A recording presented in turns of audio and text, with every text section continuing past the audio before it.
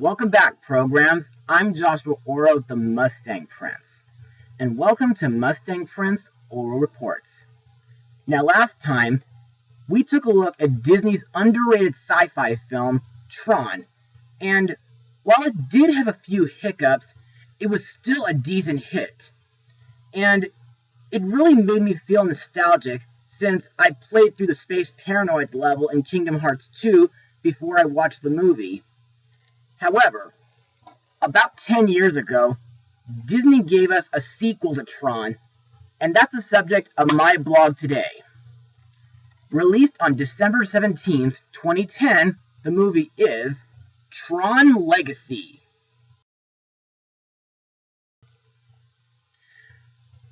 Now let's get started.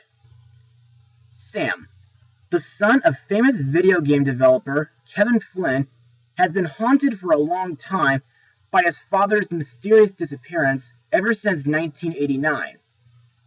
A strange signal draws Sam to Flynn's arcade, and he's pulled into the same cyber world in which his father, its creator, has been trapped in for about 20 years. With fearless ISO warrior Quorra, Kevin and Sam seek to escape from that universe that, while magnificent, is far more advanced and dangerous than Kevin had ever imagined. So, what do I think of the movie? Well, after I saw this movie in IMAX 3D with my best friend Steven Smead, I thought this film was a very nostalgic film, and it was also a huge improvement over the first Tron movie. But to further explain why I enjoy the film, let's move on to Mustang notes.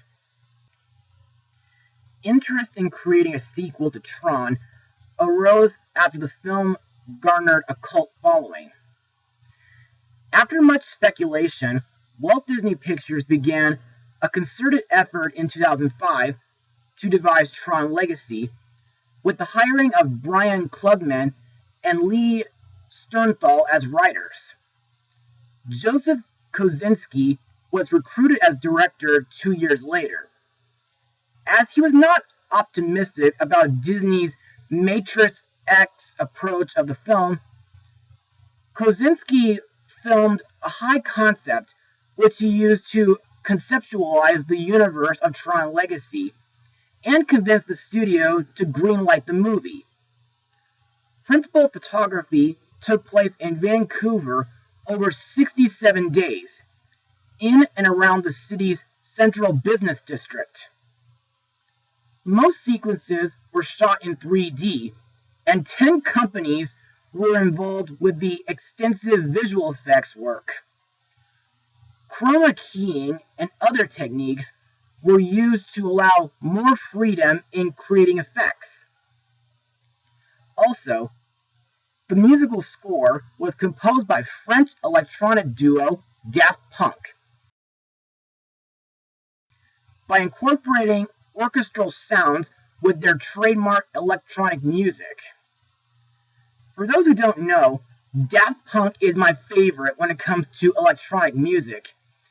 And my favorite song that they've done is One More Time, which I've known since the early 2000s. Also, those of you who love Daft Punk might know about their music, which was featured in Interstellar 5555. Anyway, in my opinion, the movie's visuals are way more realistic than in the first movie, and the world of the grid is my #1 favorite world in the Kingdom Hearts games. For those who haven't played Dream Drop Distance, the grid was the original data that Ansem the Wise copied to make Space Paranoids for Radiant Garden.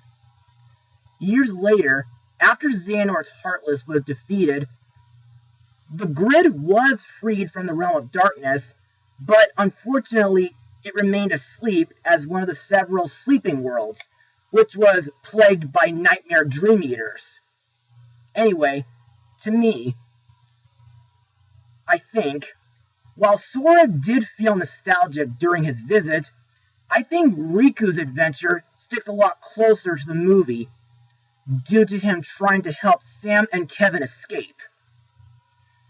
Also, I think this movie features a lot of memorable moments, like the recognizers, the disc wars, the light cycle grid, even the solar sailor. Also, I think the light jets that are featured in this movie are pretty cool. And I think the scene at the end of Lion Club is cool too, but kind of over the top. Also, the final climax at the portal is very emotional. And that's basically all I got for Mustang notes. So, let's move on to the cast. Our main character, Sam Flynn, is played by Garrett Hedlund, who got to be in Aragon and Pan. Sam is a primary shareholder of Encom, who is transported onto the grid while investigating his father's disappearance.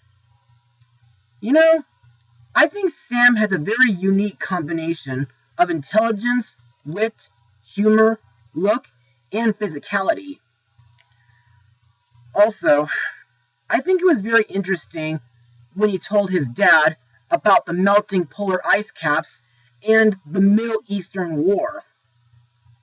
However, I didn't really like the part where Sam plays pranks on Encom's board of directors by hacking into their system, and also there are times when Sam can get a little bit reckless.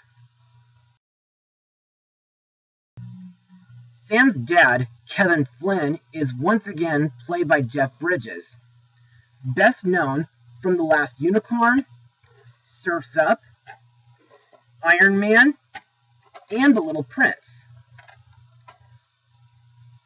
Kevin used to be the former CEO of Encom International, and he was the creator of the popular arcade video game Tron, which was based on his own experiences in Encom's virtual reality. He disappeared in 1989 while developing a digital frontier that will reshape the human condition. Over the past 20 years, Kevin has been living in exile in the outlands of the grid. In my eyes, Kevin is very protective due to his disc being the master key to reopening the portal to the real world. And like in the first Tron film, Kevin has some very unique functions. Some of my favorite scenes is when Kevin tells Sam about what he's been doing before Clue betrayed him, and when he tells him about the ISOs. And I also like the part where Kevin helped fix Quorra's arm through her disc. Next is Quorra, played by Olivia Wilde, who recently directed Booksmart, and she got to be in The Incredible Burt Wonderstone. Quorra is an isomorphic algorithm, adept warrior, and confidant of Kevin Flynn in the grid. Kevin refers to Quorra as his apprentice and has imparted volumes of information to her regarding the world outside the grid, which she longs to experience. Also, Quorra is shown to have a love of human literature, particularly the writings of Jules Verne. In my opinion, Quorra is the best character in the entire movie, and I think she's very interesting due to her being the last ISO. Plus, I think Quorra is a great martial artist.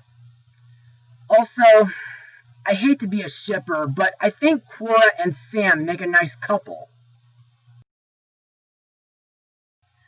Next is our villain, Clue, which is short for Codified Likeness Utility, also played by Jeff Bridges.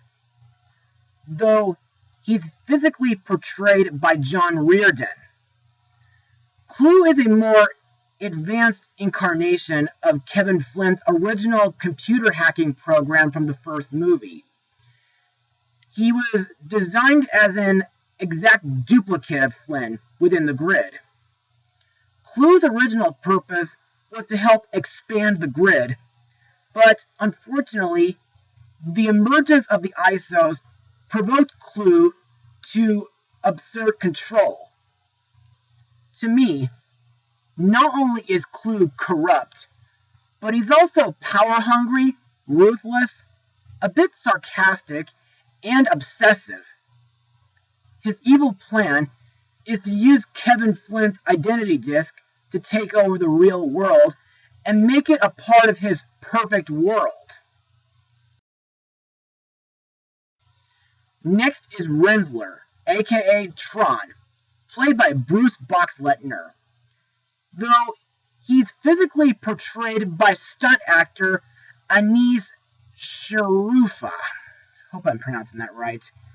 Anyway, as we all know, Tron was a security program originally developed by Alan Bradley to monitor ENCOM's master control program. But in this movie, Tron was reassigned by Kevin Flynn to defend the grid. Unfortunately, Tron was overpowered and repurposed by Clue as a masked command program wielding an identity disk that splits into two. In my eyes, Rensler is very mysterious, and he's also very fierce when battling Sam. But I'm glad that nearing the end of the movie, Rensler managed to overcome Clue's reprogramming and tries to defend Sam, Kevin, and Quorra from Clue. Another character to talk about is Zeus, aka Castor, played by Michael Sheen. Best known from the Alice movies, the infamous Twilight sequels, the third Tinkerbell movie, and Passengers. Now, Zeus is a flamboyant supermodel program who runs the End of Line Club at the top of the tallest tower in the system. In my eyes, Zeus kind of looks like David Bowie, and his personality is very reminiscent to Joel Grey from Cabaret and Dr. Frankenfurter from the Rocky Horror Picture Show. Plus, while Quorra did describe him as a member of the Grid Resistance, Zeus is actually a double-crosser when he's revealed to be connected to Clue. And, of course, he does give him Kevin Flynn's disc. And now for my final words. Overall, Tron Legacy is an absolute blast.